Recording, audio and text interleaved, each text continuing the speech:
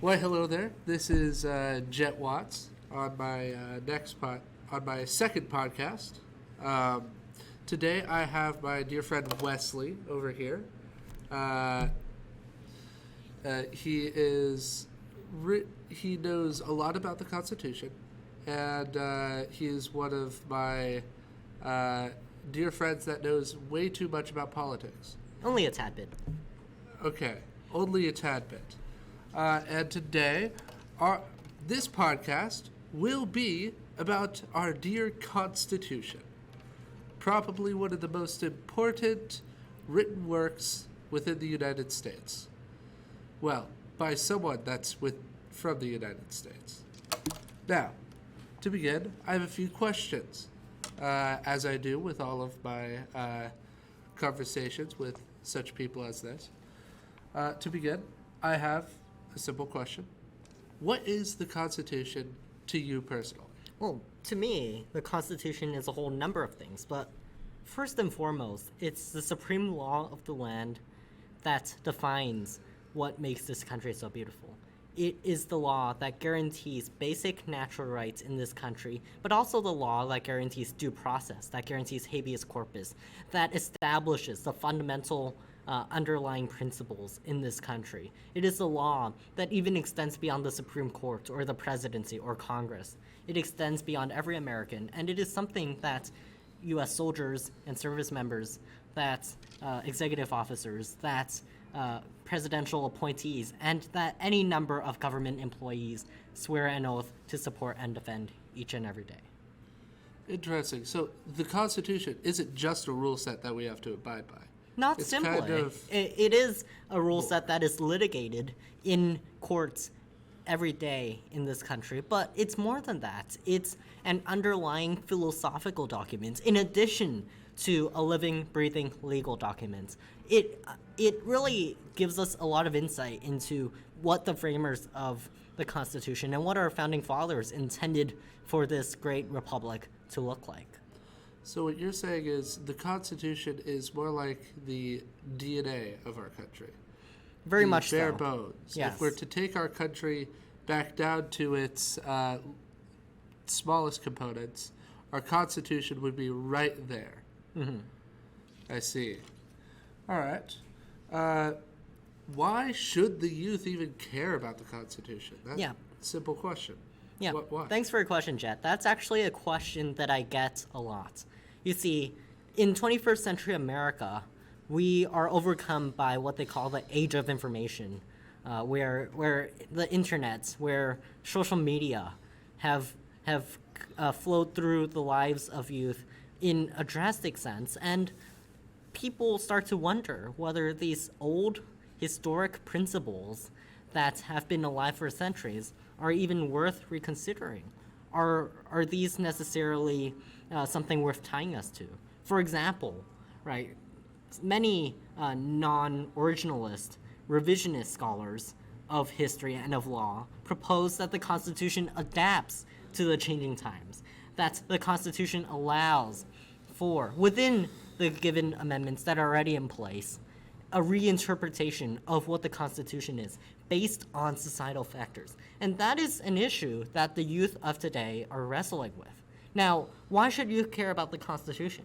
Because if you are anything related to America, if you live in America, if you work in America, if you have the great pleasure of calling America your home country and being a citizen, then the Constitution matters. The Constitution is what decides whether you could post your next social media post. The Constitution is what decides whether you have the right to defend yourself or to arm yourself, to protect yourself from dangers that are posed by the greater society. The Constitution is what protects your right to not have soldiers quartered in your home. The Constitution is what protects your right to remain silent or to contact your attorney during questioning. These are all principles that underlie the Constitution. And without these principles, frankly, our youth of today cannot possibly function at their best. So, our young people today need to, firstly, understand what the Constitution is, and secondly, appreciate the Constitution for its daily applications. The Constitution is not merely a 200-year-old document lying around in the National Archives, but it's something that applies to our lives each and every day. That's why you should care about the Constitution. I can't believe it. You already stated the third part of my apparently 7-part questioning list. All on your own. I can't believe it. Now, a personal question about you with the Constitution. What is your favorite amendment? Ooh, that's a really tough question, Jack. Actually, before that, I'm going to ask you so that the audience that we're speaking to knows, what is an amendment? An amendment is where the Constitution is amended to where either an existing clause in the Constitution is removed or a new clause is added to the Constitution. Now, how does an amendment happen? It happens when both 2/3 of Congress and 2/3 of state legislatures or state conventions approve this constitutional amendment. And there is a time frame of a few decades to get an amendment through the national legislative process. I see. So why would we need a new amendment? Why would we need amendments to our already great Constitution? Let's look at some historical examples, for instance. Let's take African Americans and chattel slavery in America. Our founders, like Benjamin Franklin, understood that slavery was a grave moral sin. However, it was also during that time that the political divide was so great that the tension after the American Revolution was so great that that issue could not be brought up, or we wouldn't have the great constitutional republic we have today. So what happened? Well, abolitionists like Benjamin Franklin decided to table their reservations about slavery, decided not to constitutionalize it, because quite frankly, they couldn't have constitutionalized it in 18th century America. However, that fundamental spiritual idea in American hearts never went away. And so what that means is that the abolition movement stirred. The Underground Railroad was established. The Civil War took place. And then the Reconstruction took place. But in order to completely fulfill the vision of Benjamin Franklin, and indeed the vision of great Republican abolitionist thinkers, a constitutional amendment was needed. And quite frankly, a few constitutional amendments were needed. Let's take the 13th Amendment. The 13th Amendment barred slavery or involuntary servitude from the United States. So that took away slavery. The Emancipation Proclamation was most likely unconstitutional, as a president has no ability to overturn the Constitution, which previously stated that slaves were considered property and that they were 3/5 of a person when it comes to representation. So, we have the 13th Amendment, that barred slavery. We have the 14th Amendment, which granted citizenship to all natural-born citizens. Anyone who is born on the soil of the United States, like many slaves at the time, were granted full United States citizenship. And now, the 15th Amendment granted African American males, the right to vote or the franchise. And so, these amendments took place because there was a lack in the Constitution of protection for African Americans. And so the 13th, 14th, and 15th Amendment were necessary. And indeed, there was a national consensus about these amendments. That's how it took place. Because the nation finally had a national consensus, or at least a broad national consensus, on the issue of slavery and of personal freedom. I see. All right, so back to the question I was going to ask. Now that we know what an amendment is, let's see what your personal favorite one is and why you like it so much, and what the amendment was, what new laws they put into the Constitution. Well, Jett, I have to say, my favorite amendment happens to be the first one, the First Amendment. Now, what does the First Amendment do?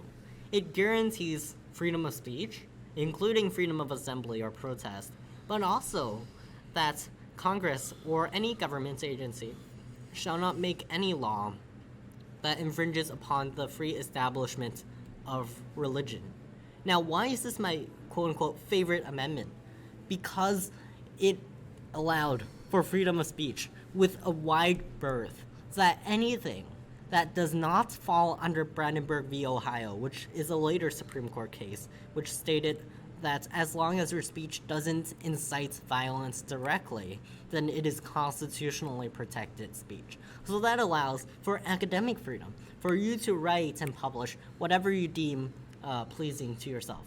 And it also guarantees your right to learn, to explore, but also to communicate with your fellow man. So that's freedom of speech. What about freedom of religion? Why is freedom of religion important? Because it is perhaps even deeper than the Constitution, the core fabric of America. You see, America was first founded by the Pilgrims in Plymouth Notch in Massachusetts. And there, a pilgrim, Puritans, a group of Puritans who were fleeing religious persecution in England, decided to form a colony based on their Christian faith, but also based on religious tolerance, on religious freedom, that anyone could now practice their free religion without any interference from the government. I see. Interesting. So that makes it so that America, like a couple of other countries, you could believe in whatever religion you want to. Catholic, Christian, Protestant, Muslim, Buddhist, even atheism. You could believe in any one of those, and the government won't do anything against you, which is great in all honesty. Mm-hmm. Yeah, I think religious freedom and religious liberty is a fundamental principle of this country that, yes, our country has Christian roots. That's very clear. Just look at the religious piety of people in Virginia or people in Massachusetts in early colonial America. And that Christian piety extended far beyond the colonial era into the American Revolution and the Great Awakenings. I see. Well, here's another question. It's going to get a few people on your bad side. It's going to get you on a few people's bad sides. Okay, I know Jett. that for sure. Which one is your least favorite of the amazing amendments? Oh, that is quite an interesting question, Jett. Very astute of you.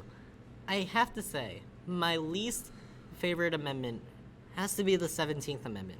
Now, what does the 17th Amendment do? I have the pocket constitution in front of me here. Let's look at the 17th Amendment. The 17th Amendment says, the Senate of the United States shall be composed of 2 senators from each state, elected by the people thereof, for 6 years, and each senator shall have 1 vote. The electors in each state shall have the qualifications requisite for electors of the most numerous branch of the state legislatures.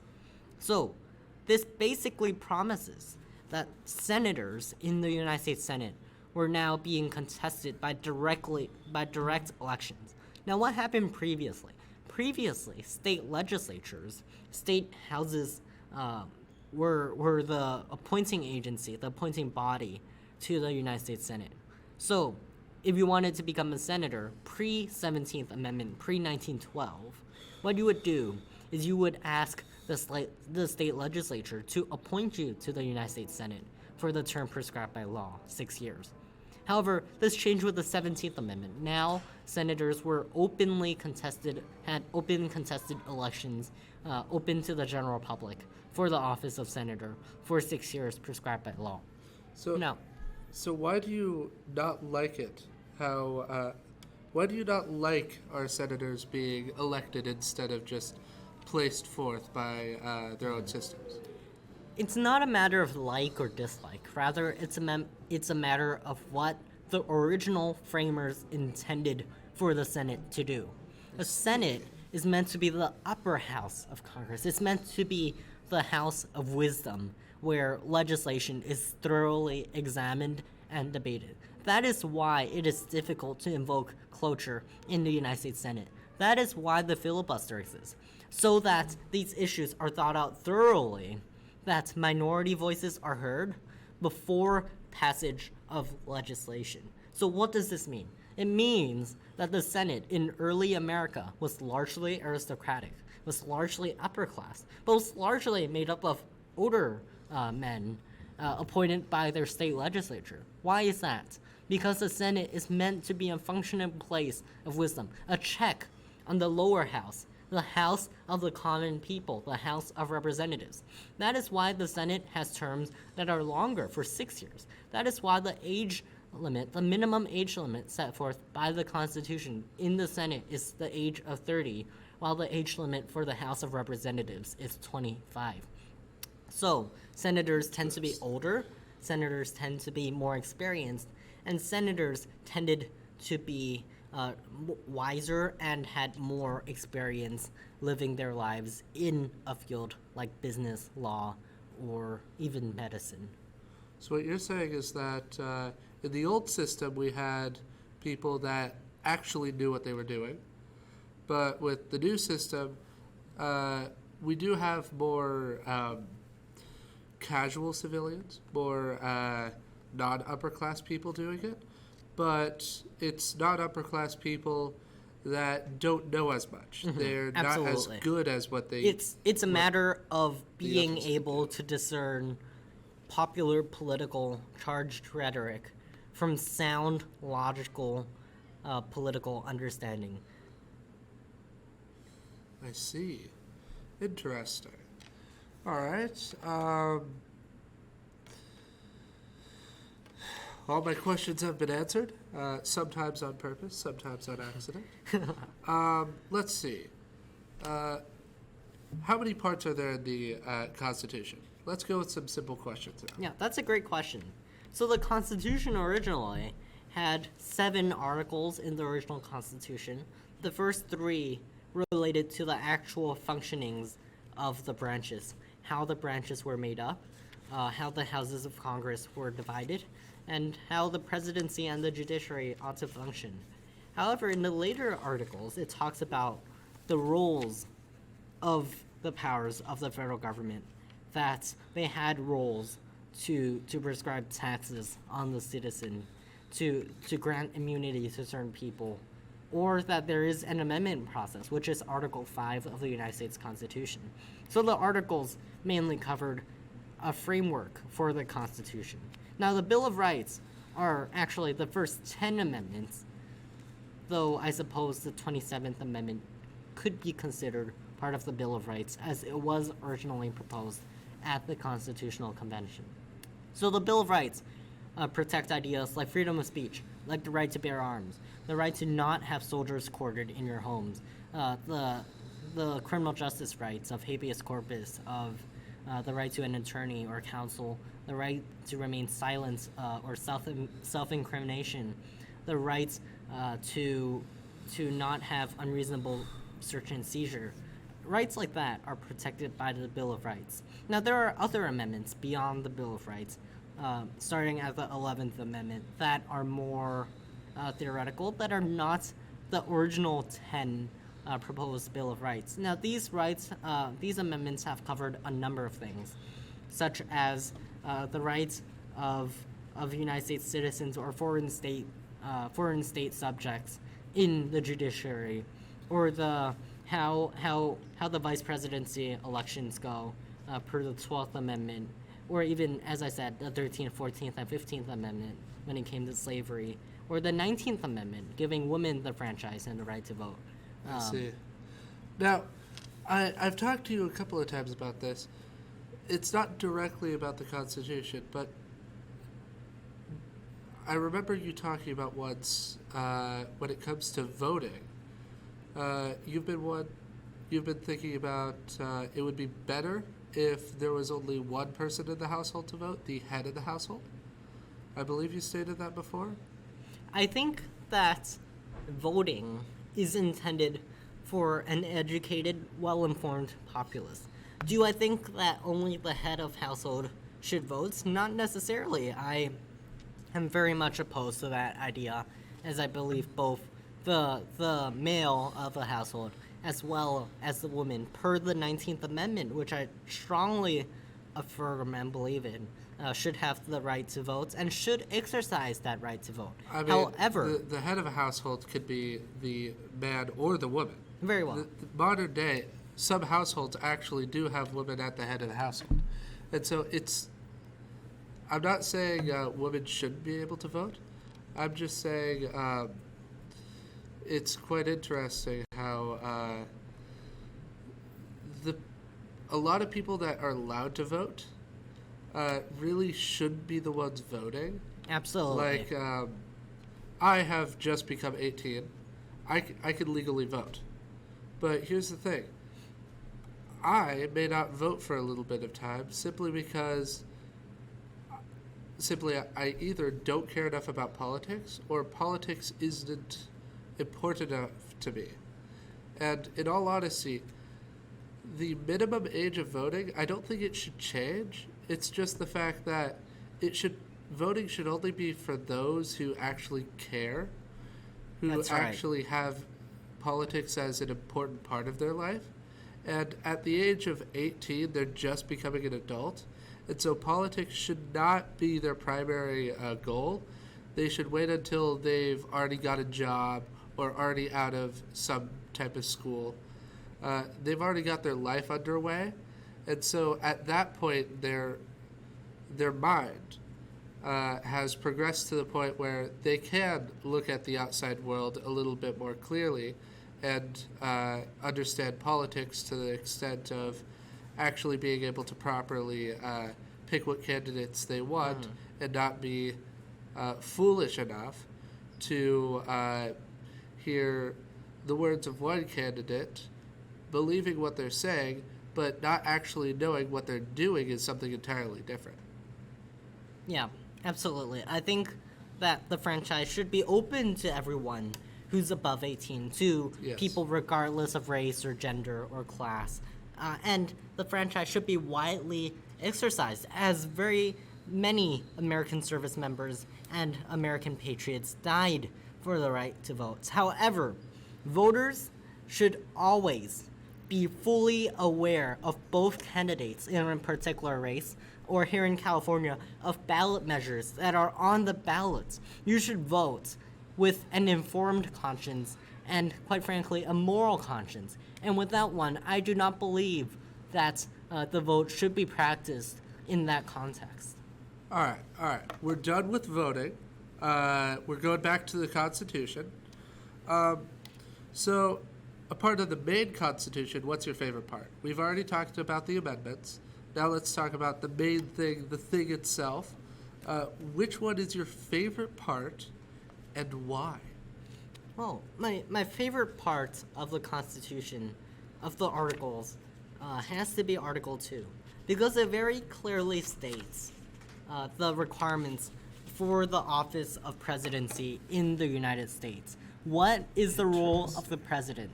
Oftentimes, first of all, here in the United States, the executive branch is the largest branch of government. It has dozens of federal agencies employing tens of thousands of federal employees, and we have an extremely large bureaucracy. However, we just need to look very carefully at what Article 2 of the Constitution says about the role of the president. So let's take a look at Article 2. Let's see what the purview of the presidency is. So, first and foremost, the president is the representative of the United States to other countries. The president is the chief diplomat, the head of state. The president receives foreign ambassadors, foreign dignitaries, and that is the role of the president, to be in charge of foreign policy. And in addition to foreign policy, the president is also meant to be the commander-in-chief of the nation's armed forces. And that is a very powerful and very heavy responsibility, to be able to direct military action as needed to defend the laws of the United States. And that brings us to the most important elements of the presidency: to execute the laws of Congress and to enforce the laws of Congress. The president is known as the chief executive. He is not meant to prescribe a legislative agenda. He could propose one, but he is not meant to overhaul the role of Congress. Instead, he's meant to function and to make the government function the most ergonomically and the most economically feasible. So what you're saying is that the president isn't so much as just a leader, but he's kind of an overall guide to everyone else? The president is meant to, first of all, take care of foreign policy, to direct foreign policy initiatives. Second of all, to direct the military. And thirdly, to enforce the laws of Congress. Nothing else. So basically, he's a leader in terms of how the country acts as a whole in terms of the world. So he's to talk to other nations. He's the leader in terms of... So he's the head of our country in terms of, yeah, he has a bit of control over our country. Actually, a lot of control. But more importantly, he's like the CEO or spokesperson of the company, which is the United States. If you think of it that way, you see him at every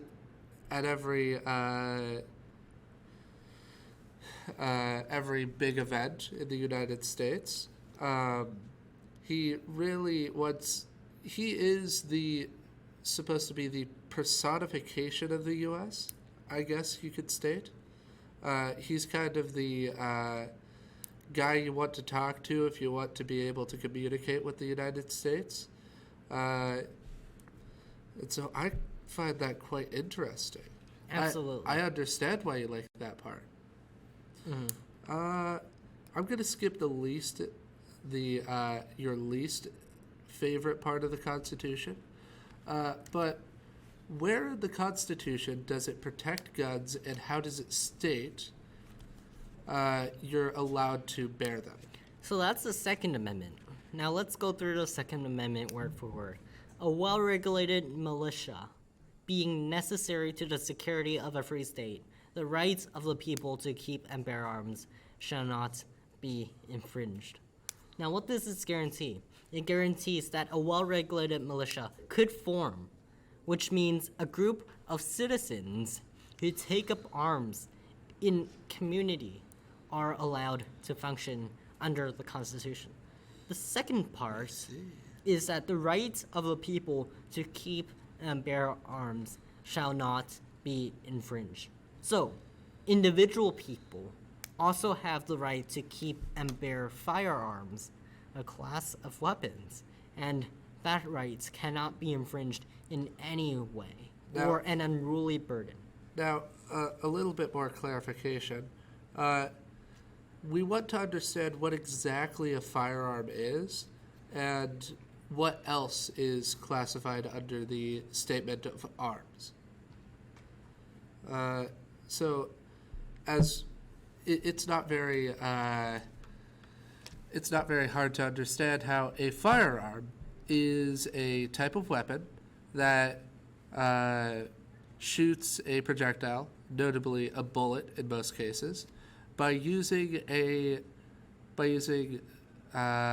gunpowder, or another way of explaining it is a contained explosion.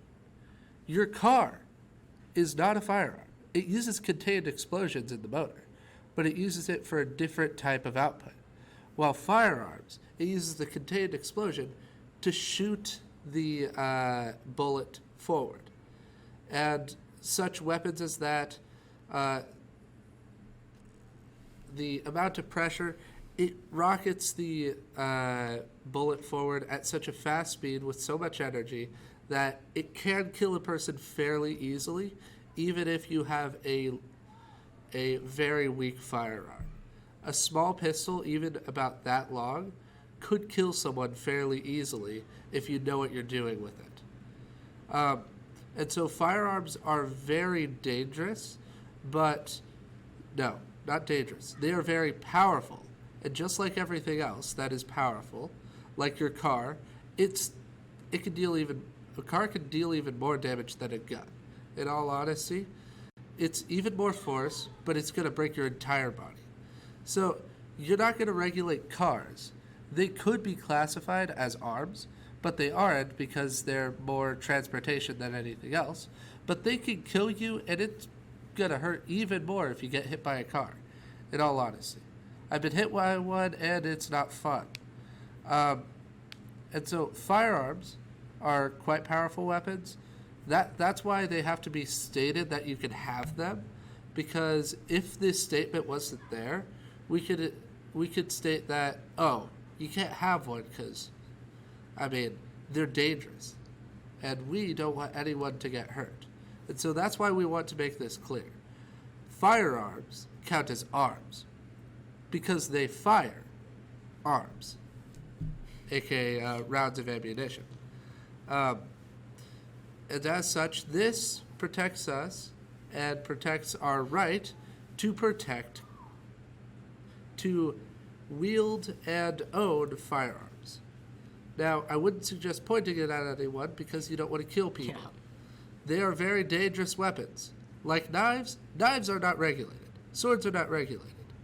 But they are still very, very dangerous.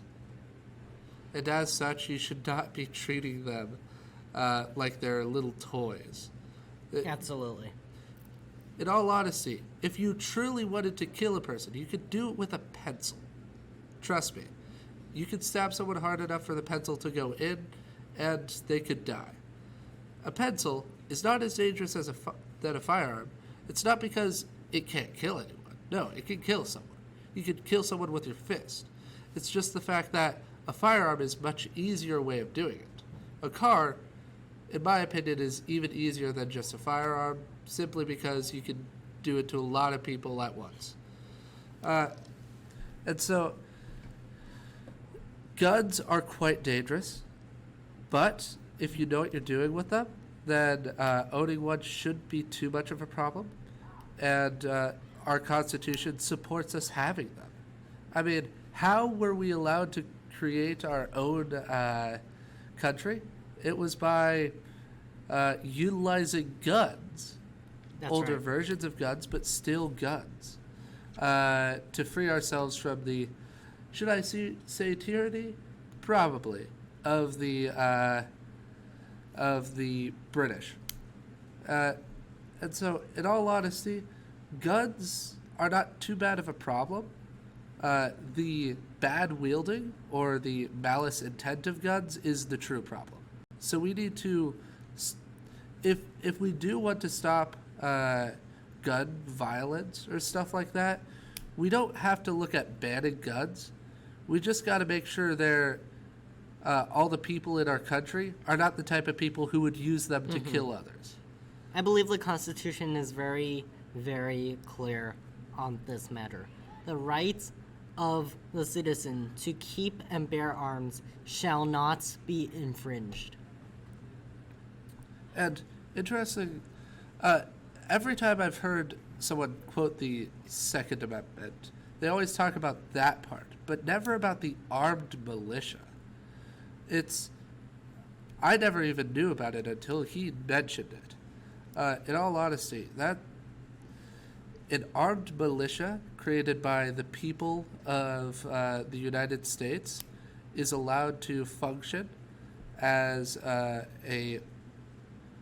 what is it called? Military group or what? As a militia, as a group As a of militia. privately armed citizens that defend their freedoms within the confines of the law, of course. And I think that the first parts of the Second Amendment, a well-regulated militia, harkens back to the Minutemen militia of Massachusetts, where a group of private citizens gathered, took up arms, and resisted tyranny. And so that's the underlying principle of both components of the Second Amendment, that you have the right to form a well-regulated militia, but also a right to keep and bear arms privately. You kind of have to have the ability to keep arms to be able to have a proper militia. That's right. So that's the reason why they're a part of the same amendment, because the one about militia can't exist without the bearing of arms.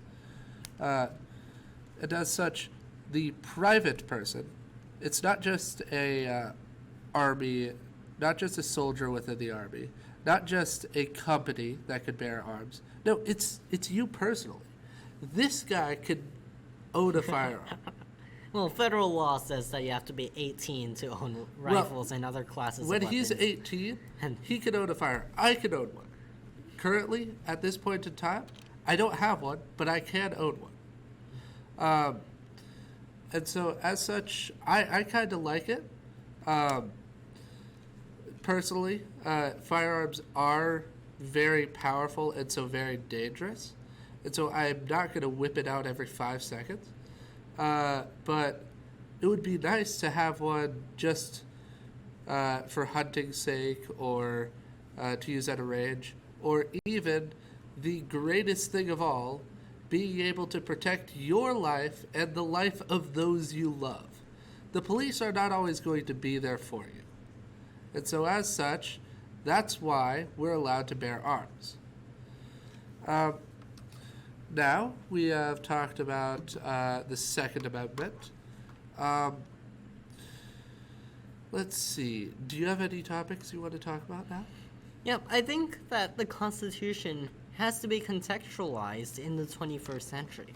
Right today, a lot of our top social issues are gun control, gun rights, abortion, sexual ethics or sexual liberation, race, trade, the economy, the nature of governments, welfare, healthcare, all these important social issues.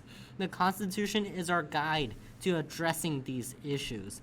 And so the Constitution always needs to be the framework through which we analyze critically these modern social issues of the United States. Interesting. Well, we only have a few more minutes left. And so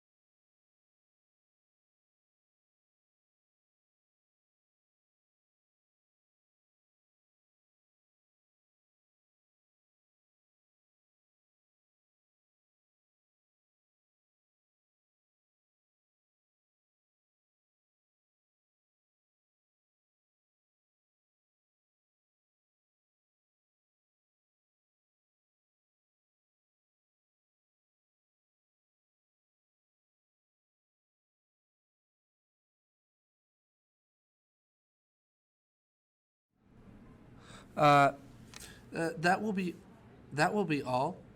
I hope you enjoyed our podcast, or my podcast, with my dear guest and close friend, Wesley Liu.